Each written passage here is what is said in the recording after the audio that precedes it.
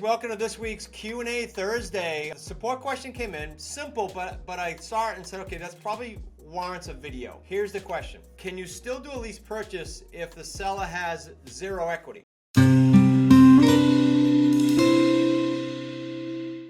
Now that brings me back to 2013 to some of my very first sandwich leases. Short answer is yes, of course you can. Here's why I say of course you can. I would prefer, in a seller situation with no equity, that we buy the property, right? Sub 2, it's a classic sub 2. However, I can think of two right now, and I'll give you the examples to give you the answer. I can think of two right now where in 2013-ish, they had no equity. I think one was a little upside down. And I said, look, I tried to do the sub 2, they didn't want to do it. They didn't want to transfer the deed. They both had great credit. It wasn't a stress situation. It was, I just want this off my plate. I'm moving over here. One lady was moving to Washington. One couple was with their kids moving to a better school district that they had to get to for the fall. So here's what I do with both of them. I structured 7-year leases with 2 automatic 1-year extensions. So basically a 9-year lease purchase. Why? I said to them, you can't sell it in the open market without coming out of pocket. You don't want to transfer the deed. So what we can do is this. It's not like I'm asking them permission. I'm saying, if you want this done, here's how we would do it.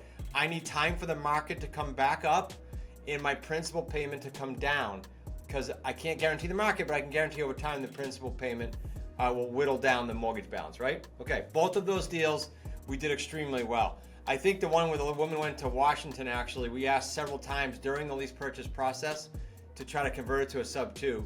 The other one, we did the same exact thing. We keep trying to convert these to sub 2s when they're sandwiches, especially the longer term ones. And both of these kept saying no, and they both started with no equity. Both of these were over 6 figures, just to give you some context. So the answer is yes, the short answer. And the longer answer is always do long term. Always utilize our agreements that are in the module for forms and agreements and documents. It's in the QLS Homestudy Course. I'll give you that link in a minute if you're new to this and don't have it. And always, always, always be looking for the best lead source, which I'll give you the link for that, because that changes, guys. Data companies are literally all over the place, and we get prospected all the time for data companies. I will tell you that we vet the daylights out of these companies, and we only bring them to the community if and when we think they're the best.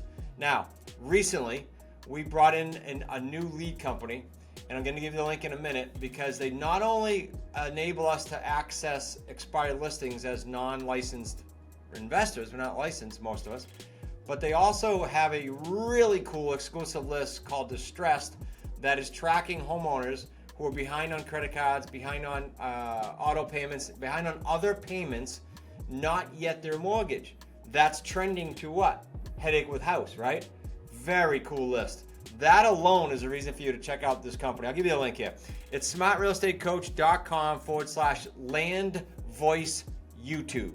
And you can say you're with us. smartrealestatecoach.com/LandVoice YouTube. If you guys don't have the QLS Homestudy Course, just go to smartrealestatecoach.com/QLS YouTube.